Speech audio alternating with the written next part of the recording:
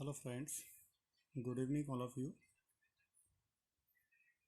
I hope all of you would be safe at your home because we all know that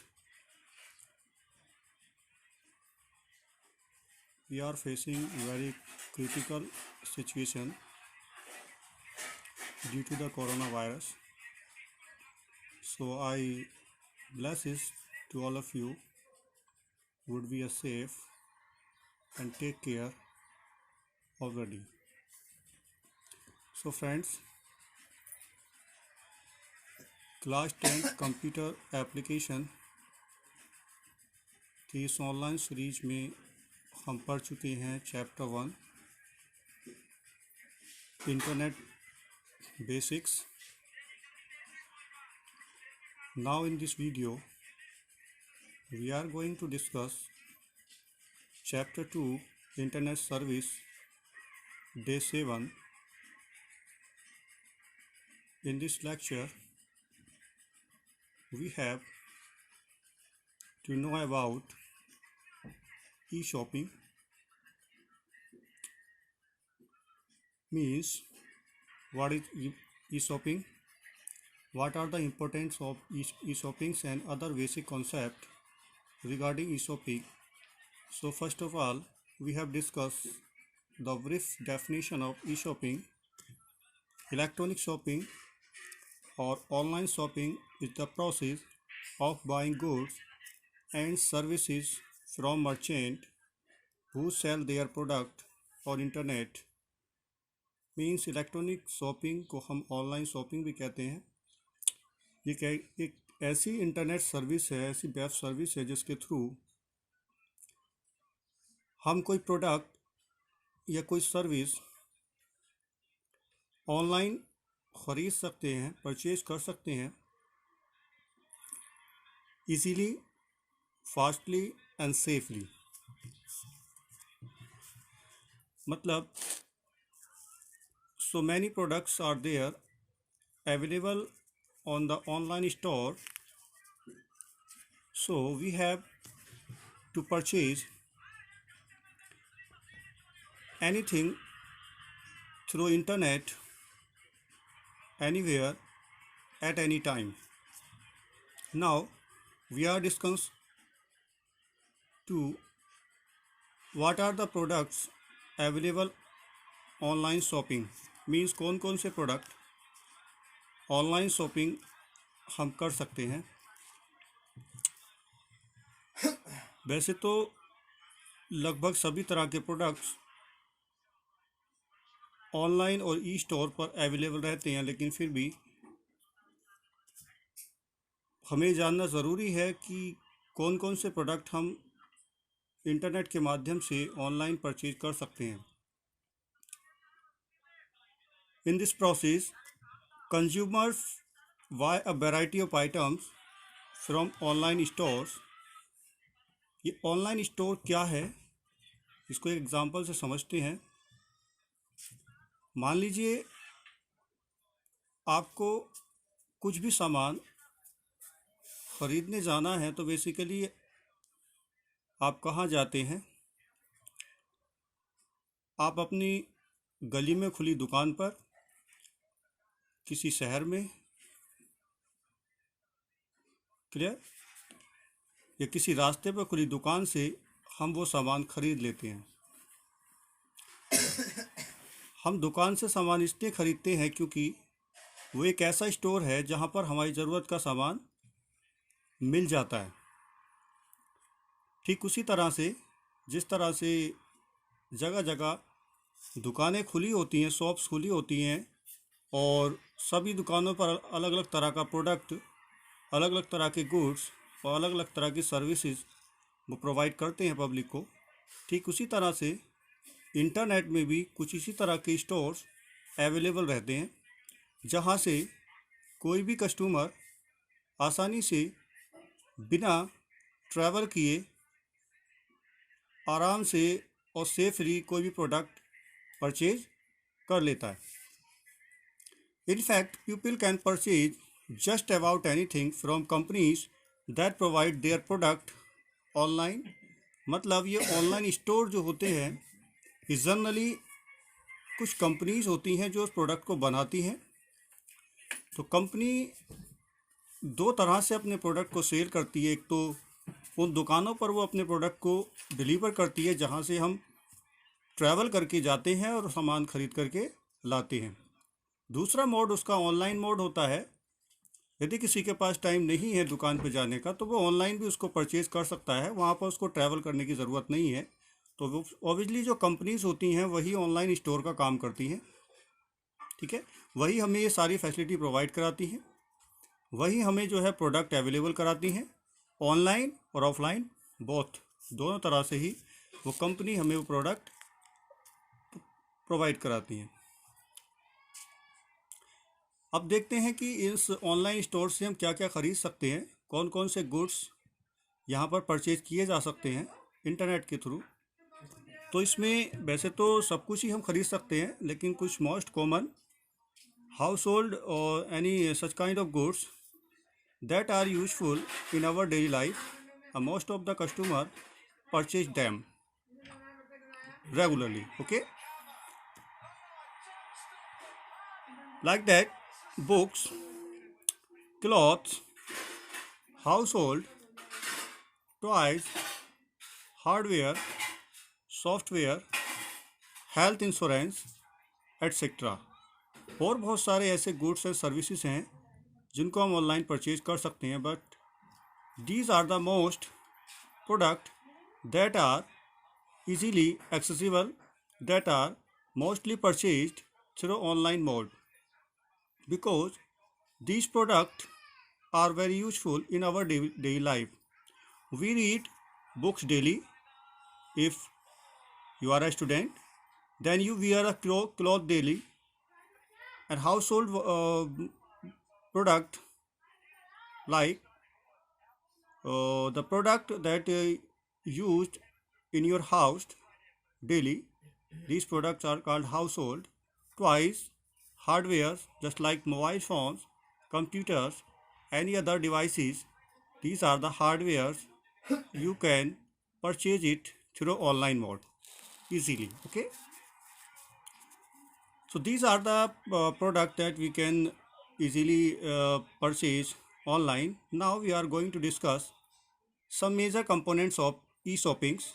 means E shopping के जो components है, यानी कि जो हम ई शॉपिंग करते हैं, जो ई शॉपिंग वेबसाइट्स हैं, हम कौन कौन सी तरह की सर्विसेज हमें प्रोवाइड कराती है। मान लीजिए हमें कोई भी चीज़ परचेज़ करनी है तो उसको हम तक पहुंचाने का जो तरीका है वो क्या होगा, वो कौन कौन से रूल्स फॉलो करते हैं, तो उनको इस कुछ कंपोनेंट्स में यहाँ पर हम सीखेंगे। पहला है product. Productivity is a major components of e shopping. Means अगर कंपनी का प्रोडक्ट अच्छा होगा तो वो सेल भी ज़्यादा होगा, ओके। तो प्रोडक्टिविटी पर बहुत ज़्यादा ध्यान दिया जाता है जब भी कोई कंपनी ई शॉपिंग सर्विस मुहैया कराती है, ओके। दूसरा होता है मोड ऑफ पेमेंट। अब देखिए, मोड ऑफ पेमेंट एक जो है अपने आप में एक अहम रोल होता है, क्योंकि जब हम किसी दुकान से सामान लेने जाते हैं तो वहाँ पर जो पेमेंट का जो मोड होता है, सिंपली एक ही मोड होता है कि उधर हमने सामान लिया और तुरंत ही उसको हम कैश दे देते हैं। लेकिन ई शॉपिंग सर्विस प्रोवाइड करने से पहले इस बात को भी ध्यान में रखा जाता है कि जो भी पर्सन ऑनलाइन प्रोडक्ट को ख़रीदेगा तो उसका जो प्राइस होगा, उसका जो पैसा होगा, जो भी बनता होगा, उसको वो कंपनी तक किस तरह से पहुंचाए। तो ये आ जाता है आपका मोड ऑफ पेमेंट में। तो there are so many different mode of payment that are used by a customer according to their choice, okay. That's one he should be suitable for us, okay. Next one, delivery mechanism. Delivery mechanism means कि productivity भी company की अच्छी है। बहुत सारे mode of payment भी उसने दे रखे हैं, जिसको जो अच्छा लगे उस मोड से वो पेमेंट कर सकता है। थर्ड है कि वो पेमेंट करने के बाद जो प्रोडक्ट है उसके घर तक, उसके एड्रेस तक कैसे डिलीवर किया जाए, तो ये कहलाता है डिलीवरी मैकेनिज्म। वो एक पूरा मैकेनिज्म का मतलब होता है खाका एक प्लान तैयार किया जाता है कि product with in 2 days, 3 days, 5 days, 6 days, कितने दिन में डेस्टिनेशन तक पहुंचना है। ये डिलीवरी मैकेनिज्म कहलाता है। डिलीवरी मैकेनिज्म का भी अपना एक अहम रोल होता है ई शॉपिंग सर्विस में। नेक्स्ट है प्लेसमेंट ऑफ ऑर्डर। भाई देखिए, जब भी हम कोई ऑनलाइन प्रोडक्ट परचेज करना चाहेंगे तो सबसे पहले उसको ऑर्डर किया जाता है, ठीक है। तो ऑर्डर का भी अपना एक मैकेनिज्म होता है कि ऑर्डर किस तरह से किया जाए। वहाँ पे बहुत सारे ऑप्शंस कंपनी फैसिलिटी देती है कि किस तरह से जो कस्टमर जो है अपने प्रोडक्ट को ऑर्डर करे। तो ये थे कुछ कंपोनेंट्स ऑफ ई शॉपिंग। जो भी ई शॉपिंग वेबसाइट्स हैं, ई शॉपिंग कंपनीज हैं जो इस तरह की सर्विसेज देती हैं, वो इन 4 कंपोनेंट्स को ध्यान में रखते हुए कस्टमर्स को अपनी सर्विस देती हैं। ओके, नाउ अब ये क्वेश्चन बनता है कि हम जो है ये ऑनलाइन शॉपिंग करें तो कहाँ से करें। क्या कोई कंपनी, क्या कोई ऐसी साइट जहाँ से हम ये चीज़ खरीद सकें। तो वैसे तो आप सभी जानते हैं कि बहुत सारी ऐसी शॉपिंग वेबसाइट्स हैं जहाँ से आसानी से हम कुछ भी खरीद सकते हैं। लेकिन here we will discuss about some commonly used e-shopping web services and their URLs are here. Okay, first one here we are going to discuss first one domain, second one URL. मैं पहले यहाँ पर उसका company का domain name और उसका URL, क्योंकि हमें URL अगर पता होगा तो कंपनी का नाम हमें नहीं पता होगा। तो यहाँ पर मैं कंपनी का नाम जो ई शॉपिंग सर्विस प्रोवाइड कराती हैं, साथ में उसका URL यानी कि उसकी वेबसाइट का एड्रेस, जिसको आप सिंपली विजिट करके उस कंपनी की सारी सर्विसेज को ऑनलाइन एक्सेस कर सकते हो। इसमें सबसे पहले है नापतोल। बहुत ज़्यादा पॉपुलर है और अभी इतना पॉपुलर नहीं है। शुरुआती तौर पर ये सबसे ज़्यादा यूज़ होता था। तो नापतोल अपनी एक वेबसाइट ई शॉपिंग कंपनी है जो सारे प्रोडक्ट अपने ऑनलाइन ही प्रोवाइड कराती है। इधर राइट साइड में मैंने आपको इसका URL दे रखा है http://www.naptol.com। This is a URL of Naaptol e shopping company. If you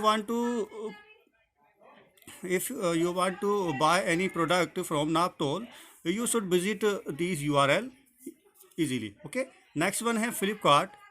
This is a most popular and famous e-shopping sites. Okay, यहाँ से भी आप जो है प्रोडक्ट को ऑनलाइन परचेज कर सकते हैं कुछ भी। इसके बाद आता है Amazon. Amazon is the second largest, इस समय सेकंड लार्जेस्ट है। लेकिन इसके बारे में एक बात और ध्यान रखना है, अमेजन मात्र एक ऐसी कंपनी है जो सबसे पहले जिसने ऑनलाइन बिजनेस शुरू किया था। क्लियर, ये इंपॉर्टेंट है, इसको आप चाहे तो नोट कर सकते हैं। ये पूछा जाता है क्वेश्चन कि अमेजन जो है सबसे पहली ई शॉपिंग वेबसाइट, ई शॉपिंग कंपनी है। ओके, जिसने सबसे पहले ऑनलाइन बिजनेस शुरू किया था।